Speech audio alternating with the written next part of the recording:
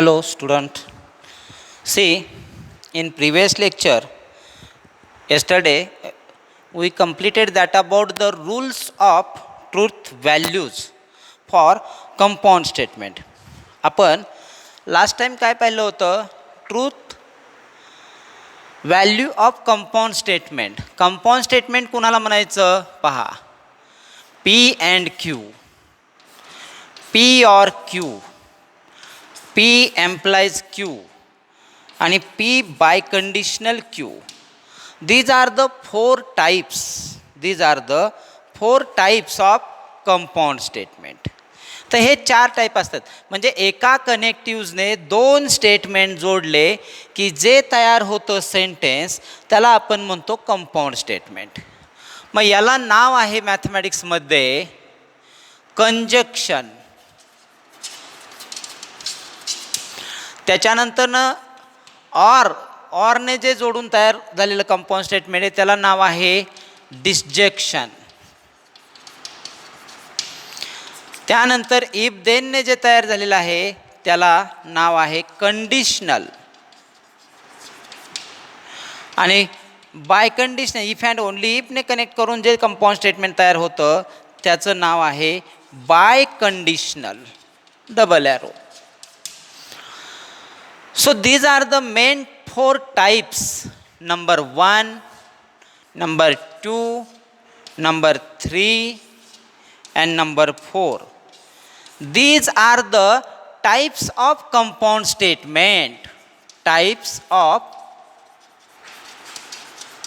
compound statement. तर हे type आहेत कंपाऊंड स्टेटमेंटचे. लास्ट टाइम आपण डिस्कस केलेलं आहे. पहा एकदा त्यांची नावं आणि ते कंपाऊंड स्टेटमेंट्स.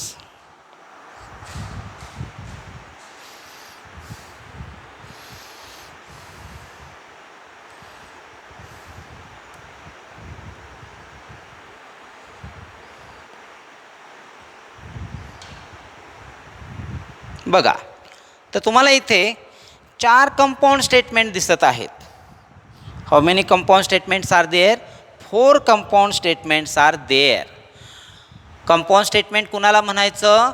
एका लॉजिकल कनेक्टिव्हजने दोन स्टेटमेंट जोडले की त्या सेंटेन्सला कंपाऊंड स्टेटमेंट असं म्हणायचं. मग कंपाऊंड स्टेटमेंटमध्ये एकूण 4 टाईप आहेत. त्यातला पहिला टाईप आहे P and Q. Where P and Q are the statement. तुम्हाला माहिती आहे पी क्यू आरने लॉजिकमध्ये स्टेटमेंट डिनोट केलं जातं. मग पी अँड क्यू म्हणजे कंजक्शन आहे, conjunction compound statement. P or Q म्हणजे डिस्जक्शन टाईपचं compound statement. P implies Q म्हणजे इफ देनने जोडलेलं स्टेटमेंट असेल कंपाऊंड स्टेटमेंट तर इफ त्याला म्हटलं जातं कंडिशनल. पी एम्प्लाइज क्यू असं त्याचं रिडिंग केलं जातं आणि त्याला कंडिशनल कंपाऊंड स्टेटमेंट असं म्हटलं जातं. आणि पी बाय कंडिशनल क्यू आहे ते इफ अँड ओनली इफचं आहे. मग आता यांचे ट्रूथ व्हॅल्यू कशा असतात? तर ट्रूथ व्हॅल्यूसाठी मी 4 कनेक्टिव्हसाठी रूल 4 सांगितलेले आहेत. मग ते रूल डिस्कस करू आता आपण. कोणते रूल आहेत पहा परत एकदा व्यवस्थित. Rules for truth value of compound statement. Rule for truth value of compound statement. मग कंपाऊंड स्टेटमेंट ची ट्रूथ व्हॅल्यू फाइंड आउट करण्यासाठी काही रूल्स आहेत. ते रूल्स आपण आता इथे डिस्कस करूयात. ओके पहा. Number first, T and T is equivalent to. Triple line असेल ना तर त्याला इक्विव्हॅलंट म्हणायचं आणि डबल लाईन असेल तर equal. Is equivalent to T otherwise F. म्हणजे अँडचा रूल काय सांगतो की दोघे ट्रू असतील तरच ट्रू, अदरवाईज यफ असतं. कॉन्ट्रस्ट असेल तर यफ असतं. Second, T or F or F, ऑरमध्ये दोन्ही यफ असतील तरच ते यफ असतं, अदरवाईज टी. बघा बरोबर इकडे जे आहे ना त्याच्या अपोजिट तिकडे येतं आहे. म्हणजे ऑरमध्ये दोन स्टेटमेंट जर ऑरने जोडलेले असतील तर कंपाऊंड स्टेटमेंटची ट्रूथ व्हॅल्यू ही एकच फक्त फॉल्स असते एफ ऑर एफची, बाकी सर्व ट्रू असतात. Number third, T implies F, implies if then is F,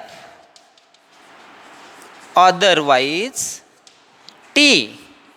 इथे सुद्धा बघा पहिलंच टी आणि दुसरं यफ असेल तरच रिझल्ट त्याचा यफ येणार आहे, अदरवाईज इतर केसेसमध्ये त्याचा रिझल्ट ट्रूच आहे.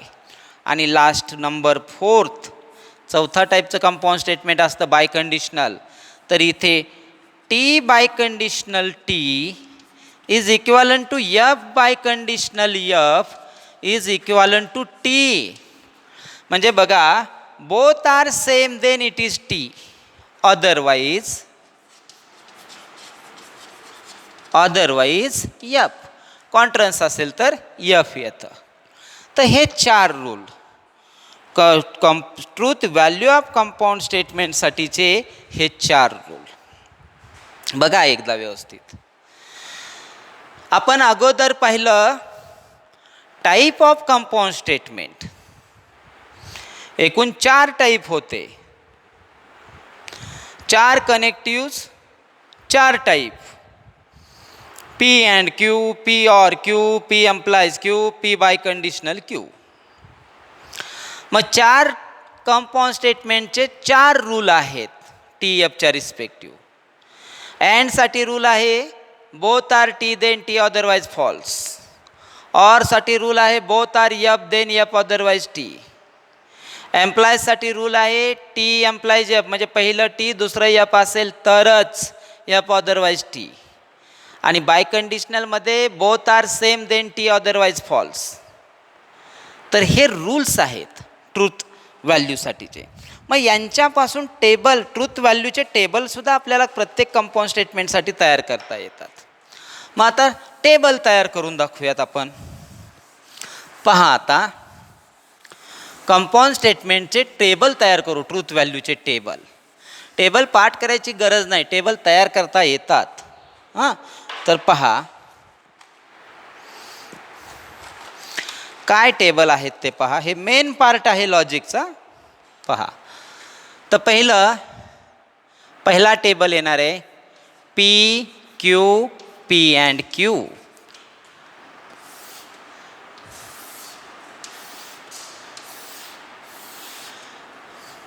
दोन स्टेटमेंट असतील आणि टी एफ त्याच्यासाठी पॉसिबिलिटी असतील तर T T, T F, F T आणि एफ एफ या त्याच्या पॉसिबिलिटीज दोन स्टेटमेंटच्या रिस्पेक्टिव्ह. यापेक्षा वेगळ्या पॉसिबिलिटी लिहिताच येत नाहीत. आता रूल तुम्हाला अँडसाठीचा रूल माहिती आहे. काय सांगितलेला आहे? T and T is equal to T otherwise, काय सांगितलेलं आहे? Otherwise F. मग टी अँड टी टी, मग बाकी सगळे F, T F F F T F आणि एफ एफ सुद्धा एफ झालं. हा रूल अप्लाय केला, ट्रूथ टेबल तयार केला. अगदी सेम आता दुसरा टेबल तयार करूयात. पहा P Q, P or Q.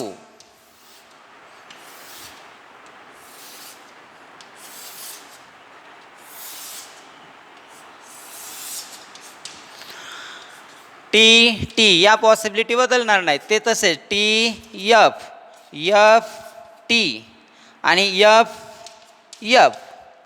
आता रूल ऑरसाठी काय सांगितलेलं आहे? F or F is equal to F otherwise T. हा रूल आपण सांगितलेला आहे. मग त्या रूलच्या अकॉर्डिंग ट्रूथ टेबल तयार कसा होणार? तर पहा, F or F is F, otherwise T, T T T, T F T T. तर हे दोन टेबल झाले अँड आणि ऑरसाठी, कंपाऊंड स्टेटमेंट, कंजक्शनसाठी आणि कंपाऊंड स्टेटमेंट डिजेक्शनसाठी. बघा, पहिला रूल अँडचा यूज केला आणि अँडचा टेबल तयार केला आहे. अँडमध्ये काय, both are T then T otherwise F, बरोबर बोथ आर टीच्या पॉसिबिलिटीला टी आन्सर लिहिलं आहे, बाकी सर्व पॉसिबिलिटीला एफ लिहिलं आहे. Same thing in case of second, F or F is F otherwise T, ऑरमध्ये.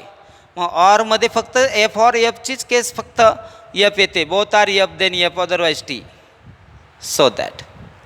आणि आता त्यानंतर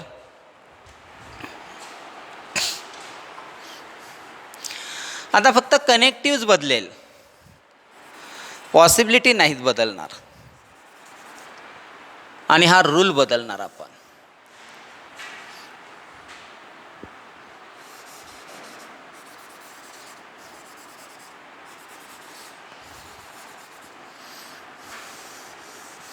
आता राहिलेले दोन कोण आहेत, तर इथे आता पी एम्प्लाइज क्यू येणार, इथे पी बाय कंडिशनल क्यू येणार. मग याच्यामध्ये आत्ताच पाहिलेलं आहे, टी एम्प्लाइज एफ असेल तर एफ, अदरवाईज टी असा रूल आहे. मग टी एम्प्लाइज एफ म्हणजे बघा टी एफची केस इथे, याचंच फक्त एफ आन्सर येणार आहे, बाकीचे सर्व आन्सर टी येणार आहेत. T T T, F T T, F F T, F एफला सुद्धा टीच आन्सर येतं. कुठे, एम्प्लाईजमध्ये. आता बाय कंडिशनलचा रूल काय सांगितला, T biconditional T is equal to F biconditional F is equal to T otherwise F. म्हणजे both are same then T otherwise F. मग बोथ आर सेम म्हणजे टी टीचा answer T, F एफचा answer T आणि कॉन्ट्रास्टचे answer F येणार आहेत. So remember, so this is the application of that rules, application of that rules.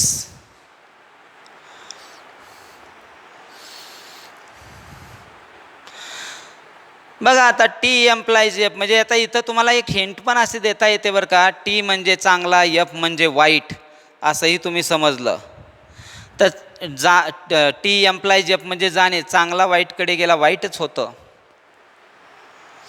पण बाकी केसेसमध्ये सगळं काही चांगलं होतं, म्हणून तो रूल तयार झाला, T implies F is F otherwise T. आणि both are same then it is T otherwise F, इथे काय झालं, एकत्र येणे, दोन्ही चांगले एकत्र आले चांगली गोष्ट आहे, दोन्ही वाईट एकत्र आले ते सुद्धा चांगली गोष्ट आहे, कुणाला त्रास तरी नाही झाला, म्हणून both are same then T otherwise F. पण कॉन्ट्रास्ट एकत्र आले तर ते वाईट असतं, म्हणून टी एफ आणि एफ टीचा आन्सर एफ येतं. So remember, in this way you have to find the truth values. तर हे 4 रूल आपण पाहिले, त्यांचे टेबल पाहिले ट्रूथ व्हॅल्यू फाइंड आउट करण्याचे. आता तुम्ही हे 4ही टेबल आत्ता डिस्कस केलेले यूज करू शकता ट्रूथ व्हॅल्यू फाइंड आउट करण्यासाठी. कसा आता यांचं ॲप्लिकेशन आहे, हा अतिशय महत्त्वाचा, म्हणजे हा ट्रूथ लॉजिक्समधला हा मेन पार्ट आहे अख्ख्या टॉपिकचा.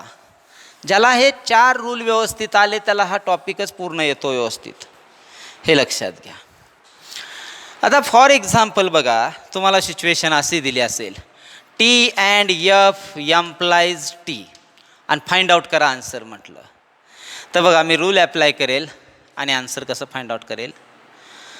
तर let L is equal to, therefore L is equal to T and F. अँडचा रूल आपल्याला काय सांगतो, अँडचा रूल, अँडमध्ये both are T then T otherwise F असतं. मग हे अदरवाईजमध्ये येतं टी एफ, म्हणून एफ एम्प्लाइज टी झालं. म्हणजे या पार्टचं आन्सर एफ आलं. एफ कसं आलं समजलं का, तर टी अँड एफचा आन्सर एफच येणार, कारण रूल काय सांगतो अँडचा, both are T then T otherwise F. मग हे अदरवाईजमध्ये येतं आहे, टी एफ येतं आहे.